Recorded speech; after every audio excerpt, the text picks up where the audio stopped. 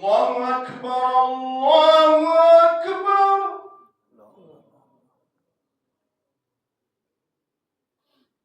الله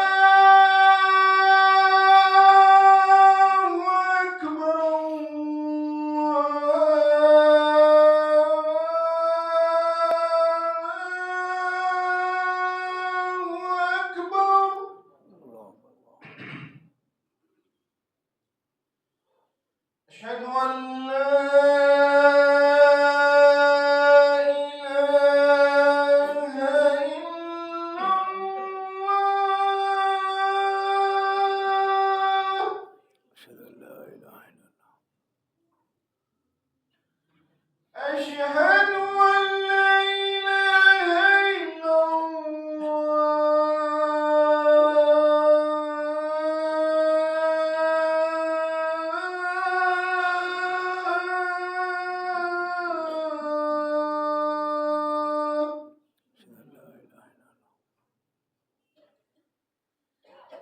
أشهد أن محمدًا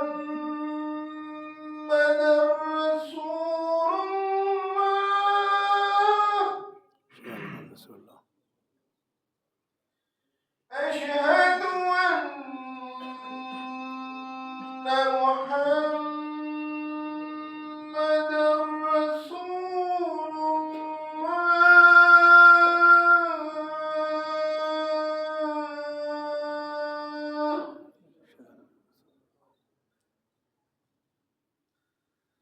حي على الصلاة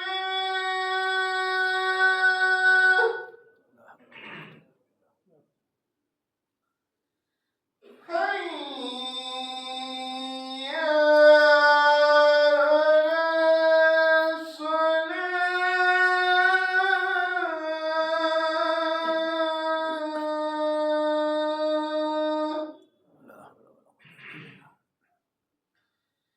حي على الفلاح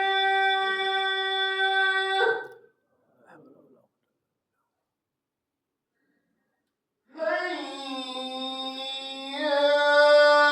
على الفلاح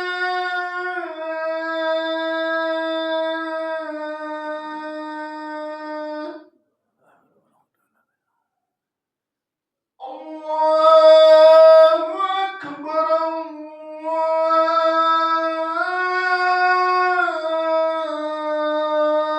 الله أكبر لا إله إلا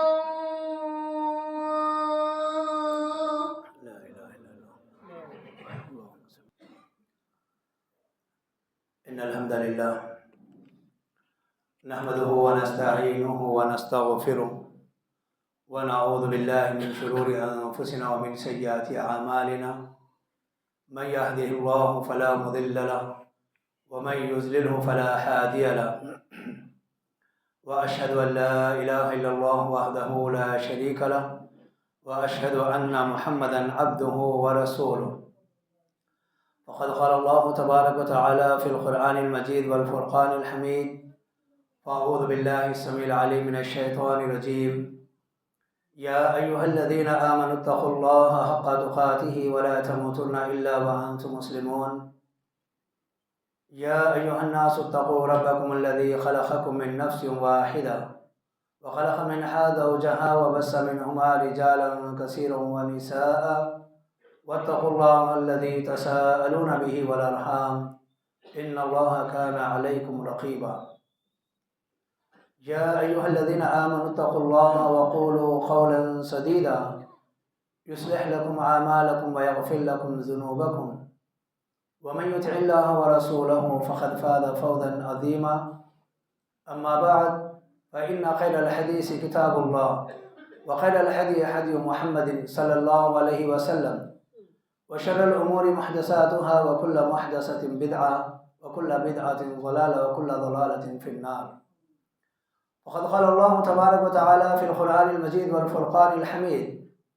فاعوذ باللہ السمیع العلیم من الشیطان الرجیم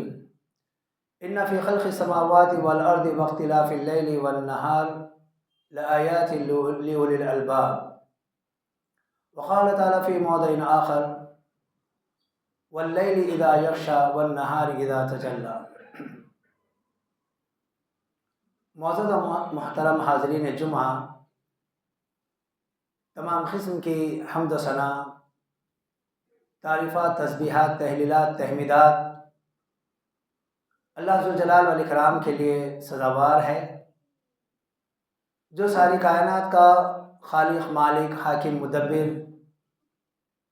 اسی اللہ رب العالمین کے حکم سے زمین و آسمان کا نظام رواں دواں ہے۔ اس اللہ ذوالجلال والاکرام نے ہمیں اس کائنات میں پیدا کیا، اسلام جیسی عظیم نعمت سے نوازا، ہماری رہنمائی اور ہدایت کے لیے قرآن عظیم الشان کتاب نازل کیا۔ اس اللہ کا فضل ہے کہ اس نے ضلالت اور گمراہی سے محفوظ رکھا۔ درود و سلام ہو تمام انبیاء اور رسول پر، خصوصاً ہمارے اور آپ کے آخری نبی، جنہیں اللہ ذوالجلال والاکرام اس کائنات کا آخری نبی، آخری رسول بنا کر مبعوث فرمایا۔ آپ کی اطاعت اور اتباع میں ساری انسانیت کے لیے کامیابی رکھی۔ اللہم صلی علی محمد وعلی آل محمد کما صلیت علی ابراہیم وعلی آل ابراہیم انک حمید مجید۔ اللہم بارک علی محمد وعلی آل محمد کما بارکت علی ابراہیم وعلی آل ابراہیم انک حمید مجید۔ معزز حاضرین، آج کے اس خطبہ جمعہ میں رات کیسی گزارنی چاہیے اور رات کے تعلق سے اللہ کے نبی صلی اللہ علیہ وسلم کی کیا تعلیمات ہے، اس بارے میں اپنے محدود وقت میں کچھ باتیں آپ کے گوشہ گزار کروں گا۔ اللہ تعالیٰ سے دعا کرتا ہوں کہ اللہ تعالیٰ ہم تمام کو شریعت کی باتیں سمجھنے اور اس پر عمل کرنے کی توفیق عطا فرمائے۔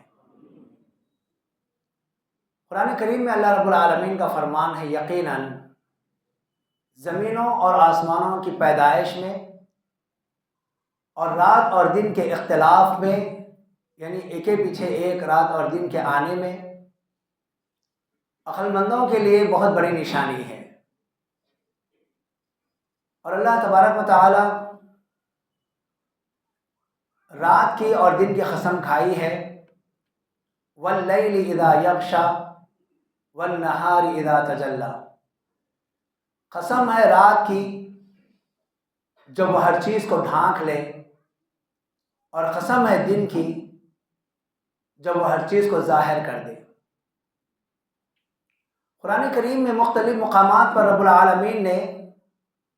جب رات اور دن کا تذکرہ کیا تو پہلے رات کا تذکرہ کیا، اس کے بعد دن کا تذکرہ کیا۔ یہ رات اللہ تبارک و تعالیٰ کی نعمتوں میں سے ایک نعمت ہے، اور اللہ تبارک و تعالیٰ کی نشانیوں میں ایک بڑی نشانی ہے۔ جیسے اللہ تبارک و تعالیٰ کا فرمان ہے، قُلْ أَرَأَيْتُمْ إِنْ جَعَلَ اللَّهُ عَلَيْكُمُ اللَّيْلَ سَرْمَدًا إِلَى يَوْمِ الْقِيَامَةِ مَنْ إِلَٰهٌ غَيْرُ اللَّهِ يَأْتِيكُمْ بِضِيَاءٍ أَفَلَا تَسْمَعُونَ۔ اس آیت میں نبی کریم صلی اللہ علیہ وسلم سے خطاب ہے، اے نبی صلی اللہ علیہ وسلم، آپ ان مشرکین سے پوچھئے کہ تمہارا کیا خیال ہے کہ اگر اللہ تبارک و تعالیٰ تمہارے اوپر رات کو ہمیشہ قائم رکھ دے، الی یوم القیامہ، قیامت تک رات ہی رہے، من الہ غیر اللہ، اللہ کے علاوہ کون معبود ہے، یاتیکم بضیاء، کہ تمہارے پاس اس رات کے بدلے دن کو لے کر آئے، من الہ غیر اللہ، اللہ کے علاوہ کون معبود ہے جو رات کی تاریکی کو دن میں تبدیل کر دے۔ افلا تسمعون، کیا تم لوگ سنتے نہیں ہو؟ پھر اس کے بعد رب العالمین کا فرمان ہے، قل ارائیتم ان جعل اللہ علیکم النہار سرمدا الی یوم القیامہ من الہ غیر اللہ یاتیکم بلیل تسکنوا فیہ افلا تبصرون۔ اے نبی صلی اللہ علیہ وسلم، آپ ان مشرکین سے سوال کیجئے آپ ان سے سوال کیجئے، پوچھئے کہ اگر اللہ تبارک و تعالیٰ تمہارے اوپر ہمیشہ کے لیے دن کو برقرار رکھ دے، الی یوم القیامہ، قیامت تک ہر دن ہی کو رکھ دے، من الہ غیر اللہ، اللہ کے علاوہ کون معبود ہے، یاتیکم بلیل، کہ تمہارے لیے رات لے آئے، تسکنوا فیہ، تاکہ تم اس رات میں سکون حاصل کر سکو، افلا تبصرون، کیا تم لوگ نہیں دیکھتے ہو؟ اور ایک مقام پر اللہ رب العالمین نے کہا وَجَعَلْنَا اللَّيْلَ لِبَاسًا وَجَعَلْنَا النَّهَارَ مَعَاشًا، کہ اللہ تبارک و تعالیٰ نے اپنی بہت ساری نشانیوں کا تذکرہ کرتے ہوئے فرماتا ہے اور ہم نے تمہارے لیے رات کو لباس بنایا ہے اور تمہارے لیے دن کو ذریعہ معاش بنایا ہے۔ رات، لیل، اس کے معنی ڈھانک لینے کے لیے تاریکی کے آتے ہیں، اور اس کو لباس اس لیے کہتے ہیں کہ یہ رات ساری چیزوں کو ڈھانک لیتی ہے، جیسے لباس انسان کے جسم کو، انسان کے سطر کو اور انسان کے جسم پر ظاہر ہونے والے سارے عیوب کو ڈھانک لیتا ہے، ویسے ہی رات ساری چیزوں کو رات کے وقت ڈھانک لیتی ہے، اسی لیے اسے لباس کہا گیا ہے۔ عزیزان محترم،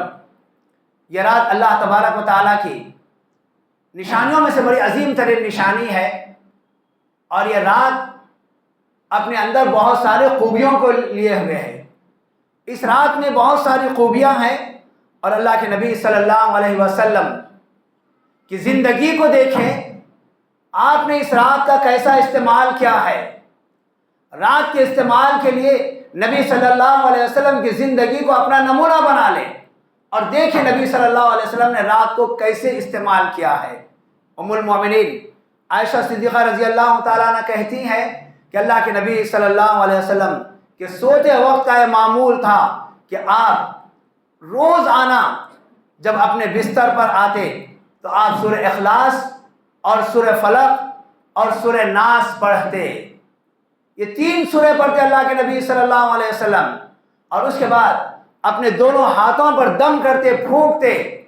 اور اس کے بعد اپنے سارے جسم پر آپ اپنے ہاتھوں کو پھیرتے۔ پھر اس کے بعد ام المومنین عائشہ رضی اللہ تعالیٰ عنہ کہتی ہیں کہ نبی صلی اللہ علیہ وسلم جب یہ تینوں سورے پڑھ لیتے، اپنے ہاتھوں پر پھونکتے، تو اس کی ابتدا اپنے چہرے سے کرتے، اور 3 مرتبہ آپ اپنے ظاہری حصے کو سامنے والے حصے پر 3 مرتبہ ہاتھوں کو پھیرا کرتے تھے۔ یہ نبی صلی اللہ علیہ وسلم کا رات کا معمول تھا۔ پھر اس کے بعد بخاری کی ایک روایت میں ہے، اللہ کے نبی صلی اللہ علیہ وسلم کا فرمان ہے، انسان جب بستر پر آئے تو آیت الکرسی پڑھے، اور جب رات میں وہ سونے سے پہلے، رات کے وقت سونے سے پہلے آیت الکرسی پڑھتا ہے تو اللہ تبارک و تعالیٰ اس کے لیے ایک نگران فرشتے کو مقرر کر دیتا ہے، اور وہ فرشتہ اس کی صبح تک حفاظت کرتا رہتا ہے۔ یہ اللہ کے نبی صلی اللہ علیہ وسلم کا حکم ہے۔ پھر اس کے بعد ابو داؤد کی ایک روایت میں ہے، اللہ کے نبی صلی اللہ علیہ وسلم فرماتے ہیں، جو شخص اللہ تبارک و تعالیٰ کا رات میں سوتے وقت ذکر نہیں کرے گا، کل قیامت والے دن وہ بندہ رب کی بارگاہ میں پچھتائے گا۔ رات میں سوتے وقت جو بندہ اللہ کا ذکر نہیں کرے گا، کل قیامت والے دن وہ اللہ کی بارگاہ میں پچھتائے گا۔ اسی طریقے سے اللہ کے نبی صلی اللہ علیہ وسلم کا یہ حکم ہے، آپ صلی اللہ علیہ وسلم نے فرمایا، سونے سے پہلے اپنے بستر کو جھاڑ لیا کرو، جھٹک لیا کرو۔ یہ اللہ کے نبی صلی اللہ علیہ وسلم کا حکم ہے، یہ آپ کی تعلیم ہے۔ آپ کا بستر کتنا صاف ستھرا کیوں نہ ہو، لیکن نبی صلی اللہ علیہ وسلم کا طریقہ اور سنت ہے، سونے سے پہلے اپنے بستر کو جھاڑ لیا کرو۔ پھر اس کے بعد نبی صلی اللہ علیہ وسلم نے فرمایا، رات کو جب تم سو رہے ہو تو اپنے پیٹ کے بل یا پیٹھ کے بل مت سو، یعنی بالکل آندھا یا بالکل چت ہو کر مت سو۔ اللہ کے نبی صلی اللہ علیہ وسلم نے رات میں سونے کا طریقہ بتایا ہے کہ کروٹ ہو کر سو جایا کریں، یہ اللہ کے نبی صلی اللہ علیہ وسلم کی تعلیمات میں ہے۔ اور پھر اسی طریقے سے اللہ کے نبی صلی اللہ علیہ وسلم فرماتے ہیں، جب تم میں سے کوئی رات کو سونے کے لیے آئے تو ایسے وقت میں اپنے چراغ کو بجھا دے، برتن اگر کھلا ہے تو برتن کو ڈھانپ دے، یہ آپ صلی اللہ علیہ وسلم کی تلقین ہے۔ اسی طریقے سے رات کے اوقات میں نبی صلی اللہ علیہ وسلم خود اللہ ذوالجلال والاکرام کا ذکر کیا کرتے، اور صحابہ کرام کا بھی یہی طریقہ تھا۔ اللہ ذوالجلال والاکرام نے صحابہ کرام کی رات کی کیفیت ذکر کرتے ہوئے فرماتا ہے تتجافى جنوبهم عن المضاجع يدعون ربهم خوفا وطمعا ومما رزقناهم ينفقون، کہ یہ صحابہ کرام ان کی شان میں یہ آیت نازل ہوئی، یہ رات کی تاریکی میں اپنے بستروں سے اپنے پہلوؤں کو الگ کر لیتے، خوفا وطمعا، اللہ کے خوف سے اور اپنے اعمال میں اضافہ اور ثواب کی امید میں یہ اپنے بستروں سے اٹھ جاتے اور اللہ رب العالمین کو پکارنے لگتے، اور اللہ تعالیٰ ان کو جو کچھ دیا ہے اس میں سے خرچ کرنے والے۔ اس طریقے سے اللہ کے نبی صلی اللہ علیہ وسلم فرماتے ہیں کہ جو بندہ رات کے اوقات میں اللہ ذوالجلال والاکرام کا ذکر کرے گا وہ قربت الہی اختیار کرے گا، وہ اللہ ذوالجلال والاکرام کے قریب ہو جائے گا۔ پھر اس کے بعد مسلم کے ایک روایت میں نبی صلی اللہ علیہ وسلم فرماتے ہیں رات کے 2/3 یا آخری شب میں اللہ ذوالجلال والاکرام آسمان سے آواز لگاتا ہے اور کہتا ہے کیا کوئی سوال کرنے والا ہے سوال کرے، کیا اسے عطا کر دیا جائے گا، کوئی دعا کرنے والا ہے دعا کرے اس کی دعا قبول کر لی جائے گی، یا کوئی گناہ اگر کوئی گناہ سے معافی طلب کرے تو اس کے گناہوں سے اسے بخش دیا جائے۔ تو یہ رات کا آخری پہر یا نصف شب کے بعد اللہ ذوالجلال والاکرام کی جانب سے ندا دی جاتی ہے اگر کوئی بندہ ہے تو آئے مانگ لے، اللہ اسے عطا کرنے کے لیے تیار ہے، دعا کرے اللہ قبول کرنے کے لیے تیار ہے، گناہ ہو گیا ہے مغفرت طلب کرے اللہ معاف کرنے کے لیے تیار ہے۔ عزیزان محترم،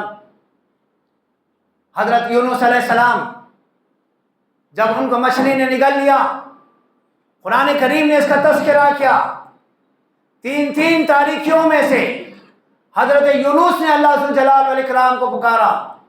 اور اللہ تبارک و تعالیٰ نے ان کی دعا کو قبول کی۔ ایک تو مچھلی کے پیٹ کی تاریکی تھی، دوسرے سمندر کی تاریکی تھی، تیسرے رات کی تاریکی تھی۔ اس تاریک رات میں یونس علیہ السلام نے اپنے رب کو آواز دی اور رب العالمین نے یونس علیہ السلام کی پکار کو سنا اور فوراً ان کی دعا کو قبول کیا، ان کی غلطی کو معاف کیا اور انہیں اس عظیم مصیبت سے نجات دیا۔ معزز حاضرین، آئیے رات جو اللہ تبارک و تعالیٰ نے ہمارے لیے ایک نعمت کے طور پر بنائی ہے، اس میں ماں باپ کی خدمت کرنا بھی شامل ہے، ذمہ دار ہے۔ رات کے اوقات میں لوگوں کے احوال یا ماتحتین کے احوال جاننا یہ بھی ضروری ہے۔ دن بھر آپ مشغولیات میں مصروفیات میں رہتے ہیں، لیکن رات کے اوقات میں آپ سونے سے پہلے آپ کے ماتحتین جو لوگ ہیں ان کا کیا حال ہے، کس حالت میں ان کی رات گزر رہی ہے، یہ دیکھنا، کوئی تکلیف تو نہ ہو، اسے دور کرنے کی کوشش کرے۔ یہی طریقہ عمر بن خطاب رضی اللہ تعالیٰ عنہ کی زندگی سے ہمیں ملتا ہے۔ رات کے اوقات میں جب سارا شہر سویا ہوتا، عمر بن خطاب اپنے گھر سے نکل جاتے، مسلمانوں کے محلوں کا گشت کرتے اور دیکھتے کوئی تکلیف میں تو نہیں ہے، اگر کوئی تکلیف میں موجود ہے فوراً عمر بن خطاب رضی اللہ تعالیٰ عنہ اسی وقت اس کی تکلیف کو دور کرنے کی کوشش کرتے۔ یہ جذبہ اور یہ فکر ہونی چاہیے، اور اس سے بڑھ کر یہ بات جان لے، یہ رات جہاں پر اللہ رب العالمین نے ہمارے لیے ایک نعمت بنائی ہے،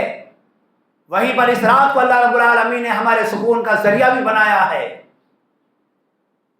تاکہ ہم سکون اور اطمینان کے ساتھ رات گزاریں، سو جائیں، آرام کریں۔ اور اس وقت یہ احساس بھی ہونا چاہیے، قرآن کریم میں اللہ رب العالمین ارشاد فرماتا ہے کہ جب بندہ رات کو سو جاتا ہے تو اس کی روح کو ہم اپنے قبضے میں لے لیتے ہیں، اور اگر اس کی موت کا وقت آ جاتا ہے تو ہم اس کی روح کو اپنے پاس روک لیتے ہیں، اور اگر اس کی موت کا وقت نہیں آتا وَيُرْسِلُ الْأُخْرَى إِلَىٰ أَجَلٍ مُّسَمًّى، اس کے وقت مؤخر رہنے کی وجہ سے ہم اس کی روح کو چھوڑ دیتے ہیں اس کے مقررہ وقت تک۔ یعنی یہاں پر اس بات کا احساس دلایا جا رہا ہے، رات کو جب ہم سوتے ہیں ہماری روح اللہ رب العالمین کے قبضے میں ہوتی ہے، اور اگر ہماری موت کا وقت آ جائے ہماری روح کو روک لیا جاتا ہے، اور اگر ہماری موت کا وقت نہیں آتا تو ہماری روح کو چھوڑ دیا جاتا ہے۔ اسی لیے اللہ کے نبی صلی اللہ علیہ وسلم عبداللہ بن عمر رضی اللہ تعالیٰ عنہ سے فرماتے ہیں، اے عبداللہ بن عمر، تم نہیں جانتے کل تمہارا نام زندوں میں لیا جائے گا یا مردوں میں لیا جائے گا۔ انسان کے مرنے کے بعد سب سے پہلے اس کا نام چھوڑ دیا جاتا، مرنے کے ساتھ ہی میت کے نام کے ساتھ اسے یاد کیا جاتا۔ میت کو کب اٹھا رہے ہیں، میت کو کب غسل دے رہے ہیں، میت کا جنازہ کہاں پڑھا رہے ہیں، میت کو کہاں پر دفن کر رہے ہیں، سب سے پہلے اس شخصیت کا نام چھوڑ دیا جاتا۔ یہ احساس دلایا جا رہا ہے رات میں آپ جب سو رہے ہیں تو آپ کی موت اگر واقع ہو گئی تو اللہ رب العالمین اس روح کو وہیں پر روک لے گا۔ تو ہم تمام کے لیے اس میں ایک نصیحت ہے کہ رات میں سونے سے پہلے اپنے اعمال کا محاسبہ بھی کر لیں، دن بھر کے اعمال کا جائزہ لے لیں، نیکیاں کی ہیں، اچھائیاں کی ہیں، اللہ رب العالمین کی تعریف بیان کریں، کیونکہ کوئی بندہ نیکی جب کرتا ہے اللہ کی توفیق سے نیکی کرتا ہے، کوئی بندہ گناہ سے بچتا ہے اللہ کی توفیق سے گناہ سے بچتا ہے، اس کا اپنا کوئی کارنامہ نہیں ہے، اللہ نے اسے توفیق دی نیکی کیا، اللہ نے اسے توفیق دی گناہوں سے بچ گیا۔ تو دن بھر کا محاسبہ کریں، اگر نیکیاں کی ہیں، اچھے کام کیے ہیں تو اللہ تبارک و تعالیٰ کی تعریف بیان کریں۔ اگر دن میں کسی کو تکلیف پہنچایا ہے، حقوق اللہ کا معاملہ ہے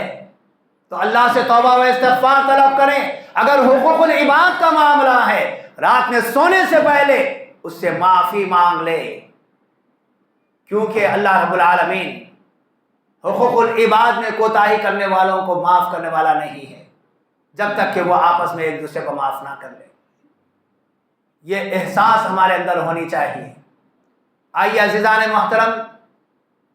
وہیں پر رات اپنے اندر کچھ شر کو بھی سمیٹے ہوئے ہے، کچھ خرابیاں بھی اس رات کے اندر ہوتی ہیں۔ دیکھیے، رات کی تاریکی میں گناہ کا بازار گرم رہتا ہے، چور اور ڈکیتی کرنے والے رات کے آنے کا انتظار کرتے ہیں، فحاشی اور عریانیت کے لیے رات کا انتظار کیا جاتا ہے، اور اسی طریقے سے غلط منصوبے رات کی تاریکی میں بیٹھ کر بنائے جاتے ہیں۔ نفسیاتی امراض رات کے اوقات میں بڑھ جاتے ہیں۔ ایسے وقت میں بہت سارے لوگ رات کی تاریکی میں لوگوں سے چھپ چھپا کر فسق و فجور والے کام انجام دیتے ہیں، غلط اعمال میں مبتلا ہوتے ہیں۔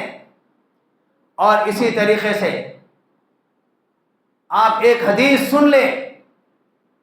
کل قیامت والے دن جن کے اعمال تباہ و برباد ہوں گے، اس حدیث کے راوی حضرت ثوبان رضی اللہ تعالیٰ عنہ ہیں۔ ثوبان رضی اللہ تعالیٰ عنہ حدیث کے راوی کہتے ہیں،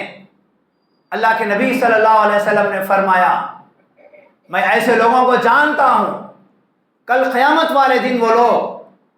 اپنے صاف و شفاف اعمال کو لے کر آئیں گے، اور ان کے یہ اعمال پہاڑ کے مانند ہوں گے اور بہت صاف ستھرے اعمال ہوں گے۔ ایسے اعمال کے ساتھ جب یہ لوگ اللہ ذوالجلال والاکرام کی بارگاہ میں حاضر ہوں گے، اللہ تبارک و تعالیٰ ان کے سارے اعمال کو اڑا دے گا۔ خس و خاشاک کی طرح تیز ہوا چلتی ہے، اور اس ہوا کی وجہ سے سارا کچرا اڑ کر ختم ہو جاتا ہے۔ ایسے ان کے سارے اعمال جو تہامہ پہاڑ کے مانند ہوں گے، سارے اعمال اڑ جائیں گے، ختم ہو جائیں گے۔ ثوبان رضی اللہ تعالیٰ عنہ کہنے لگے، اے اللہ کے نبی صلی اللہ علیہ وسلم، آپ جلدی سے ان کے اوصاف بتا دیجئے، کہیں ایسا نہ ہو کہ ہم بھی ایسے ہی اعمال کر بیٹھے اور کل قیامت والے دن ہمارا بھی یہی حال ہو کہ اللہ ہمارے اعمال کو اڑا دے۔ یہاں پر غور کرنے والی بات ہے، ثوبان رضی اللہ تعالیٰ عنہ اللہ سے ڈرنے والے، متقی اور پرہیزگار، اپنے اعمال کی حفاظت کیے فکر۔ اللہ کے نبی صلی اللہ علیہ وسلم نے کہا کہ جب میں ایسے لوگوں کو جانتا ہوں جو اتنے صاف نیکیوں کے ساتھ آئیں گے، ان کی نیکیاں ختم ہو جائیں گی، پریشان ہو گئے، کہنے لگے جلدی سے آپ ان کے اوصاف بتا دیجئے، کہیں ایسا نہ ہو کہ غلطی سے ہم بھی ایسے عمل کر بیٹھیں اور ہمارے اعمال بھی قیامت والے دن برباد ہو جائے۔ اللہ کے نبی صلی اللہ علیہ وسلم نے کہا کہ وہ تمہارے بھائی ہوں گے، تمہاری طرح نماز اور رات میں تہجد پڑھنے والے ہوں گے، لیکن ان کی غلطی کیا ہوگی؟ یہی رات کی تاریکی کے اندر اللہ کی حرام کردہ کوئی چیز ان کے سامنے آ جائے گی، وہ اپنے دامن کو بچا نہیں سکیں گے، یہی ان کا گناہ ہوگا، ان کی ساری عبادتیں رائگاں چلی جائیں گی، اللہ تعالیٰ پہاڑ کے مانند ان کی نیکیوں کو خس و خاشاک کی طرح اڑا دے گا۔ رات کی تاریکی میں چھپ چھپا کر گناہوں میں ملوث ہونے کا ایک نتیجہ ہوگا۔ عزیزان محترم، یہاں پر اس حدیث کے بعد ذرا رکیں، ہم اپنے آپ کا جائزہ لیں، اپنے آپ کا محاسبہ کریں، اپنی اولاد کی طرف توجہ دیں۔ آج ہمارا کیا حال ہے؟ ہماری راتیں کیسی گزر رہی ہیں؟ ہم نے رات کے میں جو خیر اللہ رب العالمین نے رکھا، اللہ ماشاءاللہ بہت کم لوگ ہوں گے جو ان چیزوں کی پابندی کرتے ہوں گے، لیکن اکثریت اور اکثر نوجوان لڑکے اور لڑکیوں کی رات کیسی گزر رہی ہے؟ ابھی گزشتہ 15 دن پہلے 31 دسمبر کی رات اور 1 جنوری کی پہلی رات، اوروں کی طرح مسلمان لڑکوں کا کیا حال تھا، مسلمان لڑکیوں کا کیا حال تھا، یہاں تک کہ مسلمان کاروبار کرنے والے اور خصوصاً بیکری کے چیزیں بنانے والے، انہوں نے بھی اس رات کو بڑی اہمیت دی، ہیپی نیو ایئر کے تعلق سے ایک دوسرے کو مبارکباد دینے لگے، میسیجز ڈالنے لگے، رات میں آوارہ لوگوں کی طرح، فحاشیہ عورتوں کی طرح ہماری لڑکیاں ڈانس کرنے لگی۔ کہاں ہم مسلمانوں کے ماں باپ کی غیرت کہاں چلی گئی؟ کہاں ہماری شرم و حیا کو ہم نے بیچ دیا؟ ہماری مسلمان بیٹیاں بازار کی زینت بنی ہوئی ہیں، لوگوں کے لیے تماشا بنی ہوئی ہیں، لوگ اس سے لذت حاصل کر رہے ہیں، رات کی تاریکی ہے اور ہم مسلمان بے غیرتی کا لبادہ اوڑھ کر سوئے پڑے ہیں۔ کیا ہم ایسے ہی زندگی گزاریں اور کل قیامت والے دن اللہ تبارک و تعالی ہم کو ایسے ہی چھوڑ دے گا؟ بہت دکھ اور افسوس کی بات ہے، بہت افسوس کی بات ہے۔ مسلمان نوجوان مردوں سے اور لڑکیوں سے سوال کریں، اسلامی مہینے کا پہلا نام کیا ہے؟ بتانے سے عاجز آ جائیں گے۔ اسلامی مہینوں کے نام میں بتا سکیں گے کون سے حرمت والے مہینے ہیں؟ ان کو اس بات کا علم نہیں ہوگا، انہیں علم ہوگا غیر مسلموں کے تہوار کون سے مہینوں میں آنے والے ہیں اور کون سے دنوں میں آنے والے ہیں۔ میں اور جگہ کی بات تو نہیں کروں گا، ہمارے اپنے محلے کاروان کے اندر، مسلم محلے میں تل سنکرانت میں مسلم نوجوان لڑکوں نے اپنے گھروں پر ڈی جے لگا کر رات میں 12-1 بجے رات تک پتنگ بازی کر رہے تھے۔ ہم غیروں کو کیا روکیں؟ مسلمانوں نے اسلام کو شرمسار کر دیا، مسلم قوم کو ذلیل و خوار کر دیا، اور جب تک اس میں ماں باپ کی حوصلہ افزائی نہ ہو، ان کی یہ ہمت، ان کی جرأت کیسے ہو سکتی ہے؟ ان کے پیچھے ان کے ماں باپ، ان کے بڑے بھائی بہنوں کا ہاتھ ہوتا ہے، جہاں پر ان کی یہ جرأت ہوتی ہے کہ اس طریقے سے بے غیرتی کے ساتھ، بے شرمی اور بے حیائی کے ساتھ غیروں کے تہوار کو بڑے ذوق اور شوق کے ساتھ منائیں۔ اور آپ دیکھ لیں، یہ ساری قوم کے لوگ کیا نماز فجر پڑھنے والے ہیں؟ کیا نمازوں میں مسجد کو حاضر ہونے والے ہیں؟ اتنی بڑی تعداد ہم مسلمانوں کی ہے، آپ ایک اجتماع رکھیں اور انہیں نصیحت کے لیے بلائیں، ہر ایک کے پاس کچھ نہ کچھ ضرور بہانہ ہوگا، اگر وہ مسجد بھی آ جائے گا کچھ بہانہ بنا کر مسجد سے فوراً بھاگ جائے گا۔ یہ مسلمانوں کی حالت ہے، ہماری ذلت، ہماری رسوائی اور ہماری یہ پستی اور دنیا کے اندر سے ہمارا جو وقار ختم ہو رہا ہے، یہ ہمارے اپنے اعمال اور ہمارے اپنے کرتوتوں کا نتیجہ ہے۔ آج ہم غیروں کی طرف اپنی انگلیاں اٹھاتے ہیں، ان پر اپنا الزام لگاتے ہیں کہ ہمارے اسلام کو یہ مٹانا چاہتے ہیں، ہمارے اسلام سے لوگ ناراض ہیں۔ اگر حقیقت دیکھیں، ہم مسلمان ہیں اور اس قوم کے وہ نوجوان ہیں اور اس قوم کے وہ بوڑھے ہیں جنہوں نے دینی تعلیم حاصل نہیں کیا ہے، اپنی اولاد کو دیندار نہیں بنایا، یہ اسلام کو نقصان پہنچانے والے ہیں، یہ اسلام کو شرمسار کرنے والے ہیں، یہ اللہ کے نبی صلی اللہ علیہ وسلم کی تعلیمات سے بغاوت کرنے والے ہیں۔ جب ہم اپنے آپ کو بدلیں گے، ہماری سوچ بدلے گی، ہمارے دلوں کا تزکیہ ہوگا، اسلام کو اپنانے والے بنیں گے، اس کے بعد ہماری عزت بحال ہوگی۔ وَلَا تَهِنُوا وَلَا تَحْزَنُوا وَأَنْتُمُ الْأَعْلَوْنَ إِن كُنتُم مُؤْمِنِينَ۔ تمہیں غم زدہ ہونے، پس ہمت ہونے کی ضرورت نہیں ہے، تمہیں سر بلند ہو کر رہو گے اگر تم واقعی ایماندار ہو۔ ایمان اپنے اندر پیدا کرے، نبی کا اسوہ اپنے اندر پیدا کرے، اور اس کے بعد اپنے اندر انقلاب کیسا پیدا ہوتا ہے دیکھیں۔ تو معزز حاضرین، میں آپ تمام کو یہی پیغام دینا چاہتا ہوں، اللہ کے لیے اس بے راہ روی سے بچیے، غیروں کے طریقے اپنانے سے اپنے آپ کو بچائیے، اپنی اولاد کو بچائیے۔ یا ایھا الذین آمنوا قوا انفسکم واہلیکم نارا، اے ایمان والو، تم اپنے آپ کو، اپنے گھر والوں کو جہنم کی آگ سے بچاؤ، خود بھی ایماندار بنو، گھر والوں کو بھی ایماندار بناؤ۔ یہ ذمہ داری ہے، خود بھی عمل پیرا ہو جاؤ اور گھر والوں کو بھی عمل کی طرف راغب کرو۔ ہم بعض چیزوں میں لوگوں کے اوپر انگلیاں تو بہت اٹھاتے ہیں، لیکن عمل کے میدان میں ہم کوسوں دور نظر آتے ہیں۔ اسی لیے اللہ رب العالمین نے کہا، یا ایھا الذین آمنوا لما تقولون ما لا تفعلون، اے ایمان والو، تم ایسی بات کیوں کہتے ہو جو تم خود عمل نہیں کرتے۔ آج ہمیں دوسروں کی برائی بہت جلد نظر آتی ہے، ہماری اپنی برائیوں پر ہم پردہ ڈالنے والے بن جاتے ہیں۔ اللہ کے لیے اس مزاج کو تبدیل کیجئے اور صحیح معنوں میں اسلام کو اپنائیے، اسلام کے مطابق عمل کیجئے، انشاءاللہ ہمارے اندر تغیر آئے گا، اللہ تعالی ہماری حالتوں کو بدلے گا، اور اس وقت اس دنیا کے اندر ہمارا مقام اور ہمارا رتبہ حاصل ہوگا۔ اللہ ذوالجلال والاکرام سے دعا ہے، اللہ تعالیٰ ان ساری باتوں پر سب سے پہلے مجھے، ہمارے بھائیوں کو، بڑوں کو، چھوٹوں کو، اور ہمارے اور ماؤں بہنوں کو عمل کرنے کی توفیق عطا فرما۔ اے اللہ، جو غلطیاں ہم سے ہو رہی ہیں، آئندہ ان غلطیوں کو ترک کرنے اور آئندہ نہ کرنے کی اللہ ہمیں توفیق عطا فرما۔ اے اللہ، نبی کریم صلی اللہ علیہ وسلم نے جو پاکیزہ تعلیم امت کو دی ہے، اس پاکیزہ تعلیم کو اپنانے کی توفیق عطا فرما۔ اے اللہ، ہر قسم کے شر سے، ہر قسم کے فتنوں سے محفوظ فرما۔ اے اللہ، ہر قسم کا امن اور سکون نصیب فرما۔ اے اللہ، ہمیں جو بیماری نے شفائے کاملہ عاجلہ نصیب فرما، جو انتقال کر کے ان تمام کی مغفرت فرما، جو بقید حیات ہیں انہیں اسلام کی دولت نصیب فرما اور تا حیات اسلام پر چلنے کی توفیق عطا فرما۔ اے اللہ، جب ہم مسلمان موحدین کا خاتمہ ہو تو اسلام اور ایمان کی حالت میں ہمارا خاتمہ فرما۔ سبحان ربک رب العزت عما یصفون وسلام علی المرسلین والحمد للہ رب العالمین۔